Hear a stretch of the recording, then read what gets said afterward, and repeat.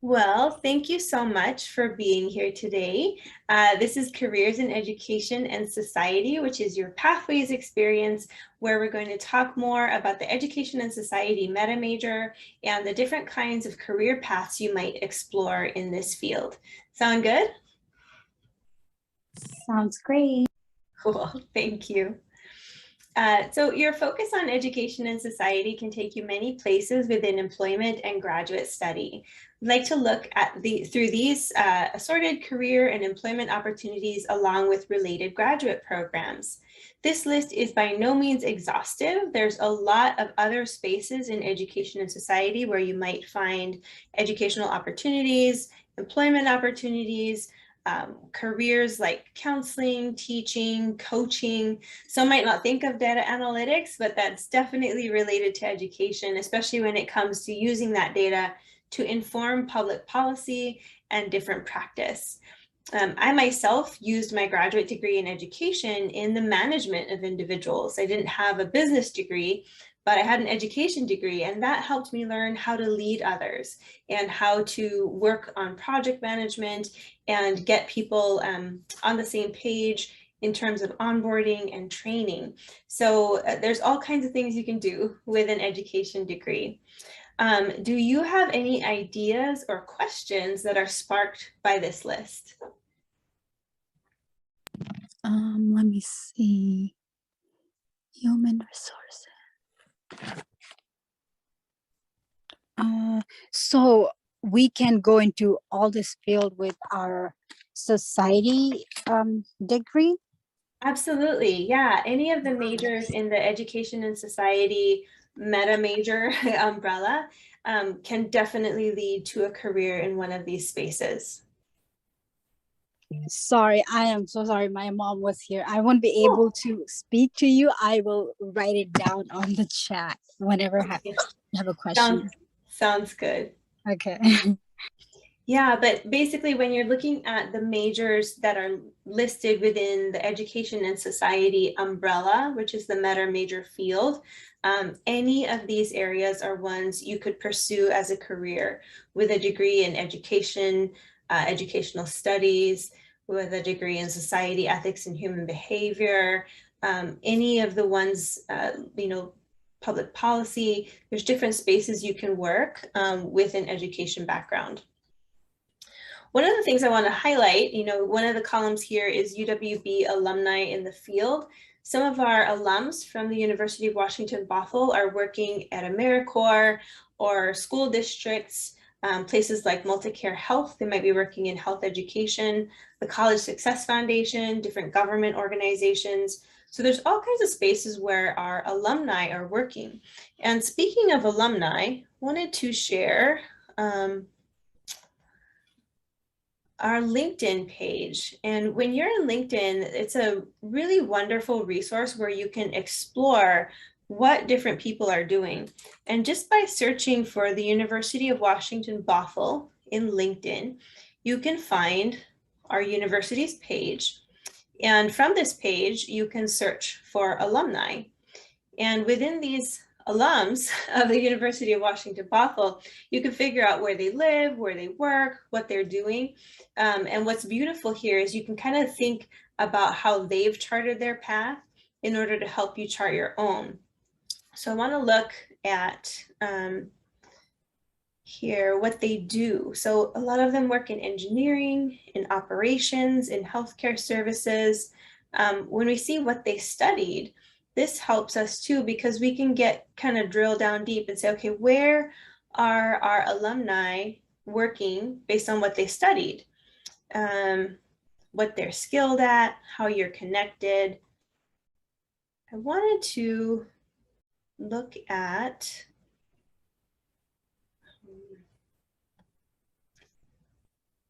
what they do. So here we see what they do. Some of them work in education. Well, those who work in education, where do they work? A lot of them work at the University of Washington Bothell and at various school districts too. If we look here at the North Shore School District, we can see where those folks live and what they're working on. When you find someone you want to connect with, we see here, oh, connections that work here. Here's Layla Taylor. I don't know if you know Layla. She works in community-based learning and research. But this is an example of what you can do. Maybe you find someone with whom you might be connected. You can message them. You can ask to connect so that you build your network. But the bigger space is really helpful is you can see their experience. And from looking at their experience, you can ask yourself, can I build an experience? Can I build a resume that looks like this? Oh, Layla was a program director. She has worked as a program manager. She did after school enrichment. Those are the kinds of positions that you might look for. You could reach out to Layla, you could message her and say, hey, you know, can I ask you more about this position that you had with after school enrichment? And see if she can tell you more about what that position was like, how she got the role, how she felt about it, and how it helped her move on to the next thing. So it's not about Layla specifically, but anyone you might find on LinkedIn with whom you connect, you could kind of think about how you would build your experience to match theirs. If they have a position that you want to gain for yourself, you could reach out to them to network, and you can really start to see how you would build out your experience to lead to the career that you want to attain. Any questions about that? Not really. LinkedIn is a great space to check out. You can find lots of folks and connect with them and figure out how did they get where they are, especially if it's somewhere you want to be, because then you can kind of work backwards and think about how you can build your own experiences to lead to that kind of position. Another space I wanted to share with you is this Majors and Career site. And this is part of our Career Services webpage. And there's a lot of resources here for you to explore different careers and explore different majors that lead to those careers. One thing that really, this resource works really well, what can I do with this major? You have to access this page through our page, otherwise it won't work. But when you click on it through the Career Services page, it'll help you log in as a UW-Bothell student. You can click on View All Majors, and you can go down to Education and Human Services. And Education and Human Services really closely matches with Education and Society in terms of the meta major. So when we click on this link, it'll take us to this page where we can learn more about all the different spaces within Education and Human Services where you might find a career. So I'm sorry to pick on you, but we have an audience of one. Which square in these is most appealing to you? What's the space you want to explore? Let's take a peek. Let me see.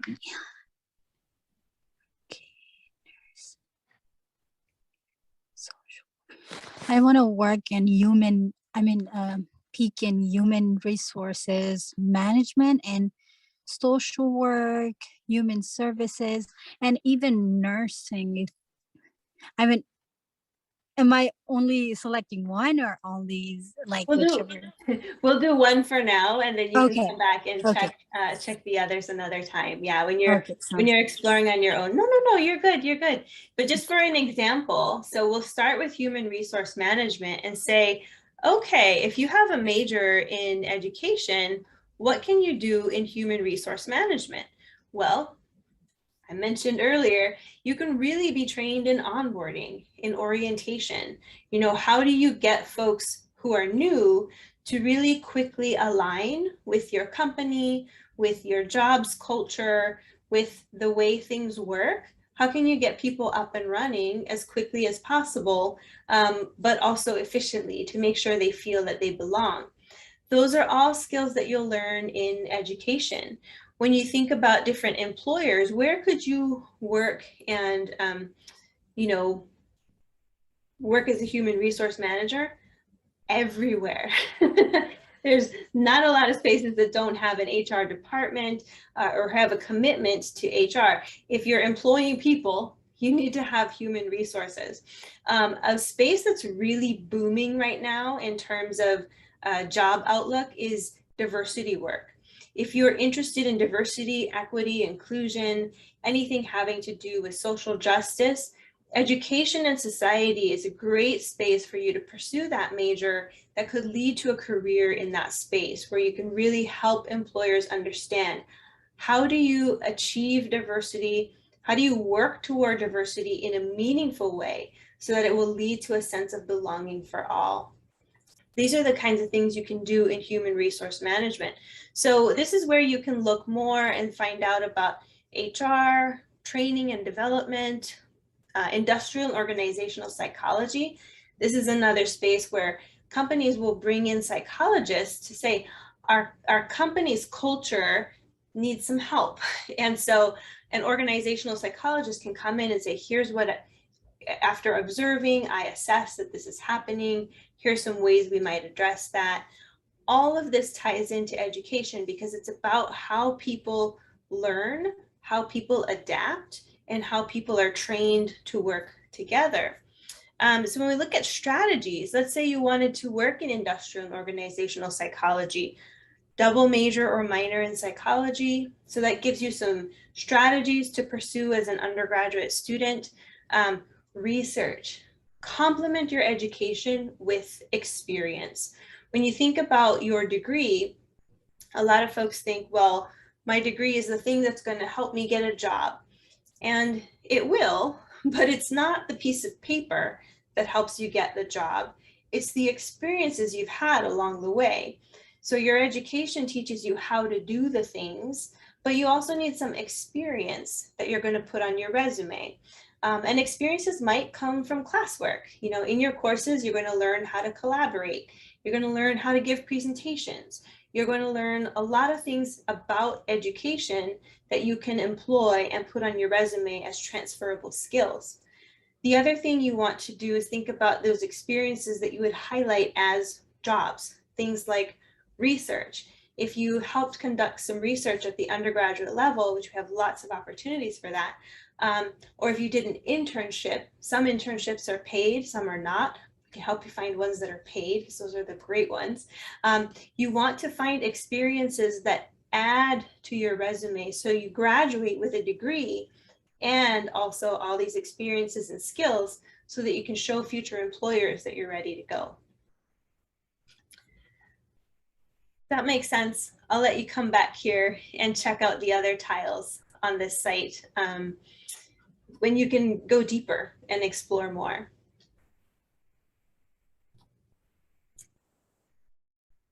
And getting back to our formal presentation here, I want to talk with you more about intersections. So I think intersections is a great space for us to think about how things work together. One of the things I love most about the University of Washington Bothell is we love this word, which is super long, intersectionality, which is basically how do things cross boundaries, right? Education itself is one area, but the way that this meta major blurs boundaries is what's really inspiring. You can thrive by seeing how courses inform each other and build critical thinking skills that prepare you for your career. And then that career can be in any number of fields, right? It's all about how you apply yourself. When we see these intersections, we think about, you know, we've already talked about education and business in terms of training, HR, project and program management. The intersections with health, nursing was something that you mentioned that you wanted to take a peek at. Education and health really blend when we think about health education and promotion. And one way in which that's really been highlighted over the past couple of years is with campaigns. We need campaigns that teach people what they need to know about health. How long do you wash your hands? How do you wash your hands? Why should we wash our hands? What's the benefits of keeping distance? What's the benefits of wearing a mask? How do you wear a mask? Somebody developed all of those resources like flyers and videos that we can watch so that we can learn what we need to do to promote health. We think about education and STEM, another space where we've seen a great boom over the past couple of years is with instructional technology. The ability to interact, to teach, to learn, to collaborate online has been needed for a long time. And this pandemic really taught us to get in there and explore this new space where we can have educational opportunities. There's also test development, technical training, of course, teaching with technology, and then teaching in high school. If you want to blend education and STEM, you might think about becoming a high school teacher in a specific subject. Of course, there's also teaching elementary and middle school as well. The difference being when you teach in high school, you're teaching one subject to multiple grades. So you become an expert in that field. When you're teaching elementary, middle school, you're an expert in that stage of development because you're teaching all the subjects to your grade, to your class. So that's the biggest contrast. And I often ask students, if you're interested in education because you want to teach in a K-12 environment, what's most important to you, your subject or the age of the students? What do you want to teach and to whom do you want to teach it? Because that will help us figure out, okay, do you think you might be better served in a secondary classroom or an elementary classroom? Because teaching is definitely a major career within education and society. And we really like to recognize that majoring in education doesn't mean you're limited to that space.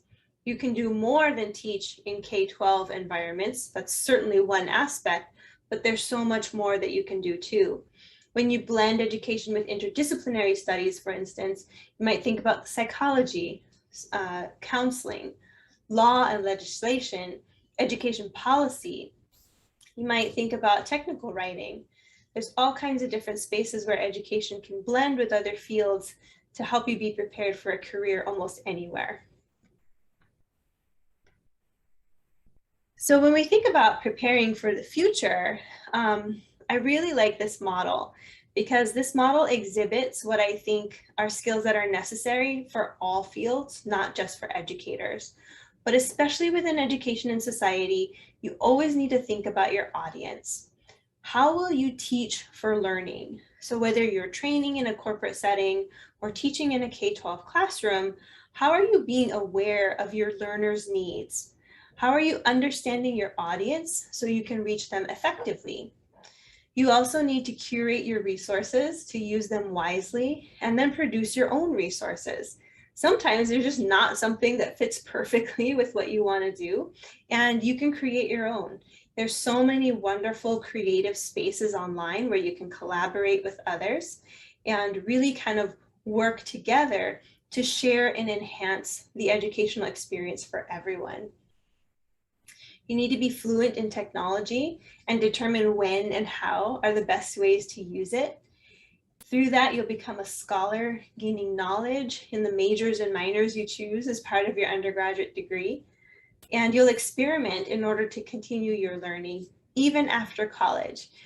Most folks who go into education and society think of themselves as lifelong learners. We're always learning, we're always growing. The one constant is change, right? Things will always change, especially when you work in education.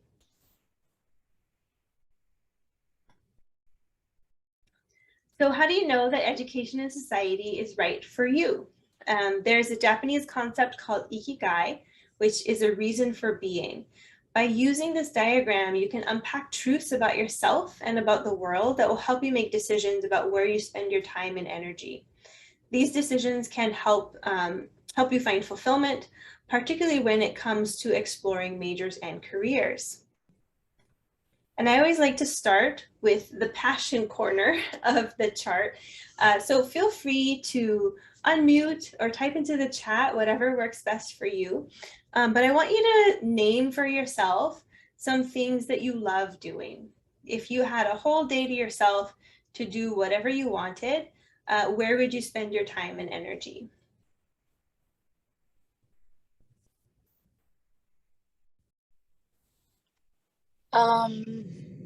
At a place where there are people that I can help. People, yeah, that's awesome. So we know that you are interested in being around people. That's a huge factor in determining what we're going to do next, right? When it comes to your career, your major, you want to do something that involves people. I can sense that you're a relator, right? You like to relate to people. Next, I want you to think about some things that you're really good at. These are things that, like, if someone were to describe you, that they would say, this person is really good at this thing. Like, they're really good at that. Like, I know about this person that they are good at that. So what are the things that you are known for, or that you feel that you're particularly skilled in? Understanding them and being nice to them. Empathy. Yeah. Yes, empathy. Wonderful. So you love people and you are empathetic. That's wonderful. That's such a good combination. That means you're in the right place. Your passion needs to be a blend of both what you love doing and what you're good at. So if you have these empathy skills and you love being around people, that goes really well together. Sometimes it's easier to describe in terms of things that don't go well together. And I like to talk about the fact that I love food. Like, I really love good food and I love eating it and I love watching videos of people making it and thinking about how it goes together. But me, myself, I'm not good at making food. You know, just now I made this cup of tea and my partner was laughing because I put too much water. He's like, it's just instructions. Like, I know, I don't know what it is. There's a disconnect. So I'm not going to find a career in food, right? What were you saying? Sorry. I was just saying you'll learn. Don't worry about it. Thank you. I love that empathetic encouragement. I appreciate it. But it's okay. I don't need to find a career in food because, very much like you, I love working with people. And I feel that I have some skills relating to people. And I really enjoy helping people find resources. Now, luckily, the university will pay me to do that. The university will pay me to be a resource for students and help them find other resources that will help them find their best success. So when you think about what you're good at and what you love doing, you also need to think about this other side of the diagram, which is, what am I going to get paid for? Because you need to make a living wage. That's part of why you want a job and you want a career, right? You need to make sure that you can pay your bills, you can have shelter, food, access to healthcare, all the things that are important for survival. When we get to the last piece, you found something you're good at, you really enjoy doing it, somebody's going to pay you for it. The last piece is that ultimate need for fulfillment, which is, I need to do something that the world needs. Your passion leads to fulfillment when it's combined with a way in which you can contribute to society. So in order to do that, we need to ask ourselves, how does your passion fit in to, your passion being what you love, what you're good at, how does that fit into what you can be paid for? And how does it fit into what the world needs? And then we take a step back and say, well, what does the world need? And many who pursue fields in education and society believe that what the world needs is justice. Let's look at one example of ways in which those in education and society can work toward justice. In this illustration of inequality, one individual, maybe a student, is in the right place at the right time. They're getting the education they need purely by being on the one side of the tree where the apple is falling. And the other student, just out of luck, it's like, hey, where's my apple? None are falling on this side. So that's a definition of inequality. When we look at this illustration of equality, maybe, the individuals are given the same tools. If we think about this in an educational perspective, you might think about evenly distributed tools and assistance.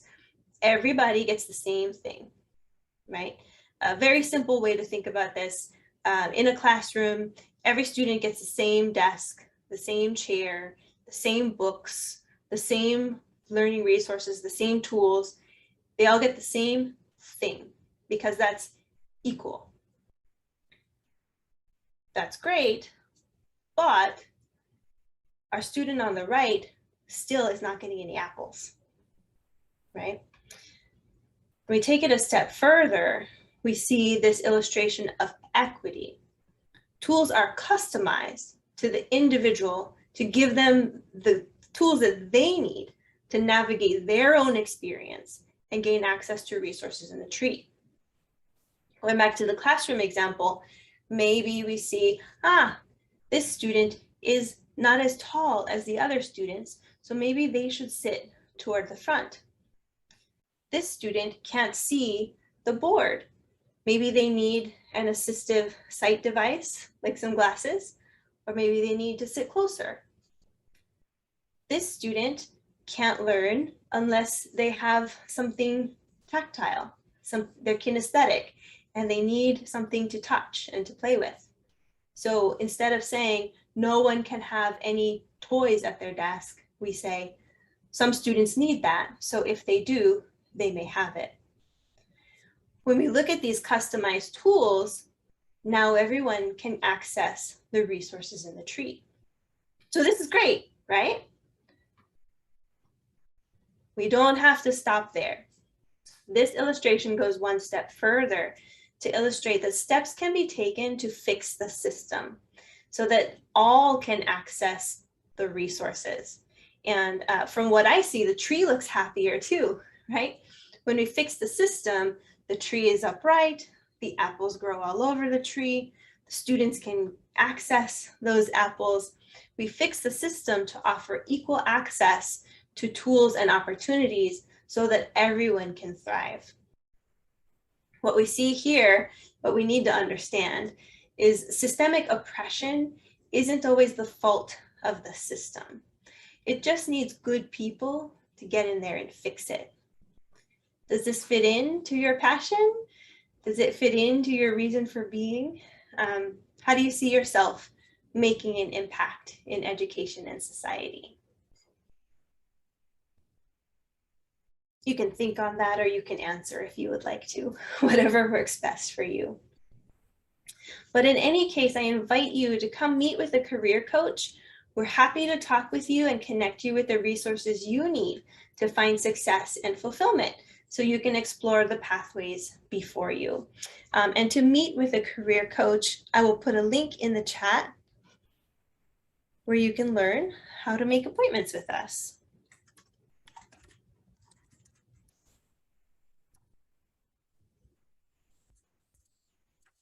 We also are in the Student Success Center, and we have assistant career advisors. They're your peers, they're UW Bothell students, and they meet with you on a drop-in basis in the Student Success Center, which is on the first floor of UW1. Before we close, I just wanted to highlight a couple great opportunities for you to engage with employers seeking students just like you. They're looking for students who are majoring in education and society, specifically at this first Service Organizations mini job fair. These are service organizations like the YMCA, or different nonprofits that are really focused on education and social justice. And they're having their own mini job fair on Friday, February 25th. Registration opens on Monday, so watch Handshake for that open registration so you can sign up for that mini job fair. The even larger spring job fair is happening April 19th, so save the date. That's a space where you can get to know other employers who are looking for UW Bothell students. All of this is housed in Handshake, so make sure you set up your Handshake account, set up your profile. That's where employers will learn more about you, about your qualifications, and they'll be able to interact with you and hire you for those jobs that you're seeking, whether it's a job after college or a job right now. Maybe you want a part-time job or an internship, something that will kind of help you leverage your degree so you can find your next career. Well, I'm very happy. Oh, go ahead. I am so glad. I'm sorry, I was driving with my mom and she's keep on talking. Well, yeah. The session is recorded, so you're welcome to come back and check out the recording if you want to. Of course, It'll be yes. posted on the Pathway site, so that's where you'll Mhm, find it. And if you mhm. have any questions, please feel free to engage with us in Career Services. All right, thank you so much. Thank you. I hope you have a wonderful day. You too. Bye. Bye.